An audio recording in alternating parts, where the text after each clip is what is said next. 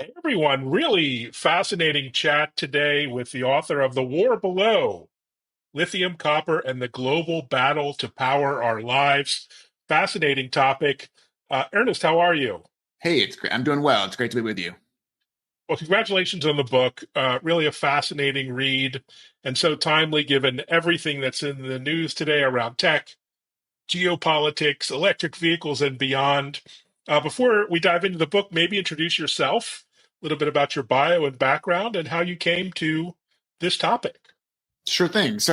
My day job is as a journalist. I've been a journalist for about 2 decades, and I spent the initial bulk of my career writing about the oil and gas industry. Mm, I started being a journalist in New York, and then I eventually moved to North Dakota, where I was writing about how oil and gas technology developments were really changing the way the United States produced energy. But I switched my professional focus a few years ago to look at critical minerals because I became very curious about where and how the United States and the world hope to get the materials that were going to be used for batteries, for electric vehicles, for all electronics. It was a nascent space. The oil industry is much bigger, but it had some existential and some logistical and philosophical questions that I thought were important for our country and our world really to answer. And so I dove in my full-time job as a journalist to looking at the where and the how we hope to get these building blocks. And I think in general, most people when they think about critical minerals, they think, sure, okay, that's cool. I think lithium goes into my cell phone, or there might be copper in the wiring in my house, or I think, and maybe antimony it has something to do with energy. I just don't know what. And so they might just broadly say, okay, cool. Like, I think you can go get that. But when it comes to specific sites, when it comes to saying, hey, Evan, like we're going to need to put this copper mine at a place where you went camping as a kid, or you might have religious or cultural connections to, then you started to see a lot of opposition to proposed projects. And the more that I wrote about them in my day job as a journalist, the more that I realized this was a bigger story that needed to be told. And so that actually was how The War Below came about. The book is a book of narrative storytelling look at people and places at the center of this global energy transition. And it's not really a book about mining per se. To me, the two main themes in the book are community and choice. What are the mm. choices we're willing to make if we want this tech focused future, this electrified future? Who are the communities that are infected? What does it look like to have a conversation amongst Americans and really all citizens of the world about where we want to get these vital building blocks? We are increasingly a tech focused culture, and that can't happen without more critical minerals. So we've got to be having these discussions. Fascinating. And in researching The War Below, was there like a particular event or individual that kind of moved you or surprised you uh, in the preparation? I got to say, it was my honor and privilege to meet with a lot of different folks across the Mm, country and really the world when I was reporting out this book. Each person really gave their time to me, and time is mm. a great resource, obviously. And so I was just honored for the entire, everyone that participated in the book for me. I mean, I think I might call out one or two people that really, for me, crystallized this idea of choice. I mean, there's a mayor of a small community in Arizona that really wants a large copper mine to be developed. Now, this Hmm. copper mine is opposed by many Native Americans for religious and cultural rights reasons. But this mayor, who he's a very, very strong Democrat, she's very open about her political views, surrounded by a county full of Republicans, she spends much of the narrative lobbying President Biden to approve this copper mine.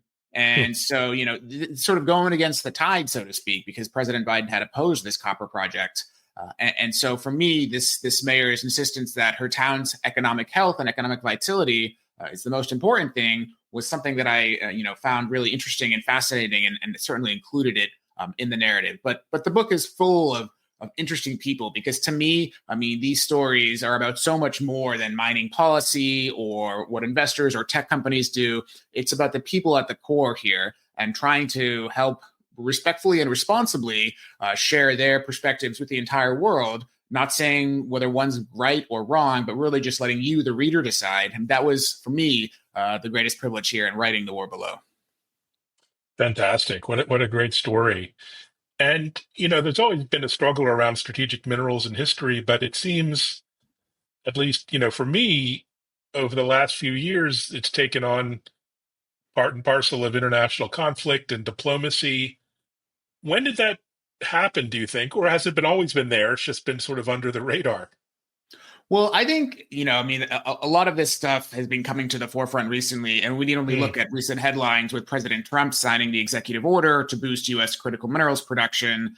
Certainly, critical minerals are big talking points in Ukraine, Greenland, and other diplomatic measures that Washington has undertaken right now. But if we take a step back to the 20th century and the years after World War II, the United States government actually invested heavily in the critical mineral space.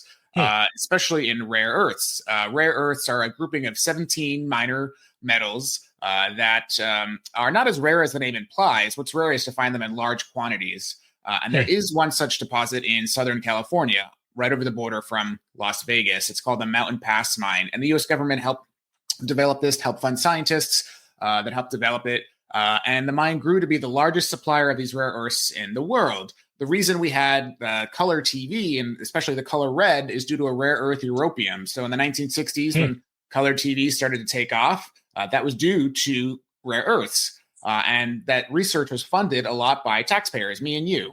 But over time, towards the latter part of the 20th century, the US government just invested less in the area, invested more in things like biofuels. And at the same time, there was less interest from students and universities to actually want to go into rare earths or just critical minerals in general. And so you had fewer students enrolling in mining engineering programs and related areas. At the same time, China realized that our global economy was moving to a materials based one, and it did almost the opposite. It invested heavily in mining engineering and education. It invested heavily in minerals processing. And so, really, as this muscle atrophied in the United States, China was bulking up. And where we sit here today, I mean, China is the world's largest processor of most metals considered critical by the US Geological Survey. And it's been using that as a huge economic weapon to encourage manufacturing to come to its borders, as well as sort of use it as a tool in diplomacy with other countries across the world. And so that is a main tension point here. And I think when we sit here today, in 2025, it can sort of seem like, whoa, critical minerals are just popping into the headlines. But there's been a lot of movement the past 40 or 50 years on these areas. And China right now has been using them really, really strongly to advance its own aims. Yes, the Great Divide is coming with China and the U.S., maybe the rest of the world. Um, were there any particularly interesting moments or revelations going out in the field? I imagine you visited quite a lot of interesting destinations and places and people. Tell us about that. Sure thing. So I think the average person might not ever have the opportunity to go to a mine, but if you or your audience gets a chance to go, I highly recommend it. It's a fascinating space. For one chapter of the book, I visited the Morenci mine in Arizona, which is owned by a Mm. company known as Freeport-McMoRan. It's a copper mine, and it's the largest mine of any metal on the North American continent. You can see this thing from outer space. It's Oh, got multiple pits. So I think when people think of a mine, they think of just one pit. This one's got 7 or 8 pits strewn throughout this part of rural Arizona. It's got giant tailings facilities that are bigger than the pyramids.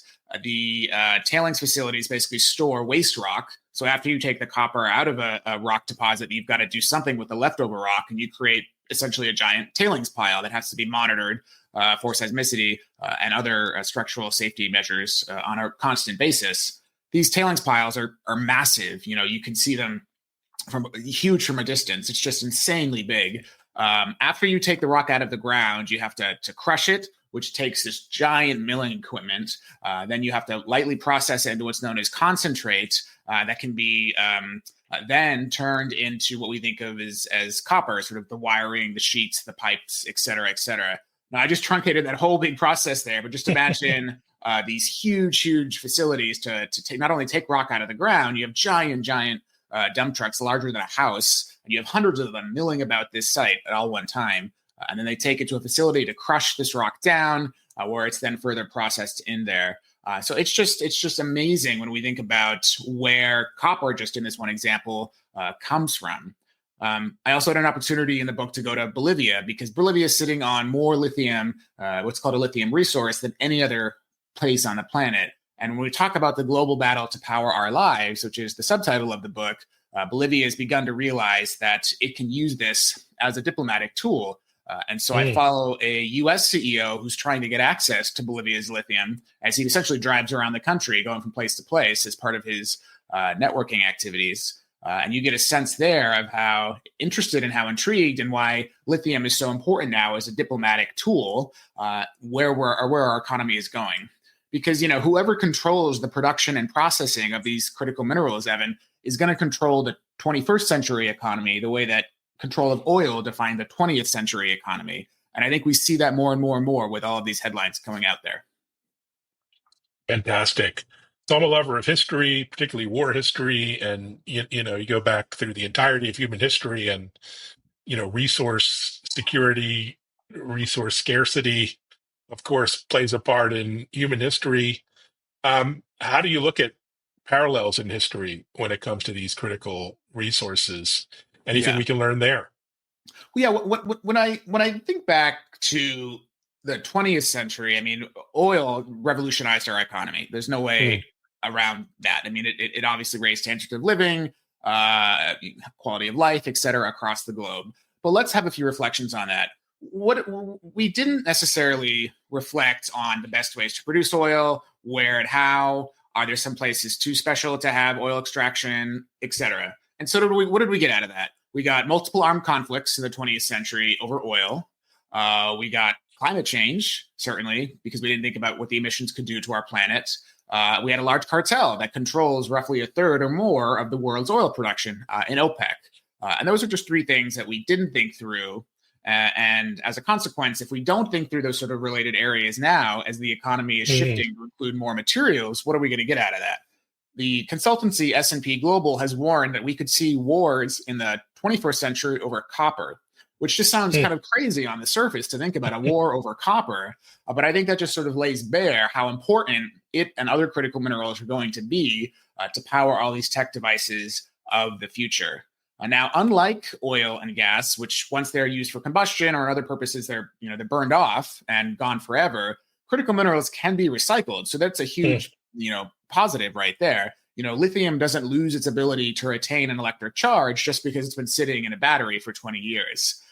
So the ability to recycle more and more, I think, is going to be extremely important for the tech industry, especially with AI demanding more power, more servers, more Mm. batteries, et cetera, et cetera. But still, we know that we're going to need a lot more what's known as virgin material or mined material for the foreseeable future. When you just look at estimates from the International Energy Agency and other intergovernmental bodies, the demand projections are just through the roof. Now, at some point, we're going to reach what's known as a circular economy, the idea that you can take old cell phones and recycle them and make a new cell phone or a new electronic device out of the materials inside and not need to have a new mine. But would anyone, some people might say, oh, that'll happen by 2050 or 2075. We just don't know is the answer. And anyone that says they have a firm date on that is probably not speaking with a lot of authority. What we do know, though, is we're going to need a lot more mining for the foreseeable future to power all these tech devices. So we've got to be having a discussion about what are the standards that we want? What do we expect of our policymakers and politicians and the manufacturers that make the products that we buy?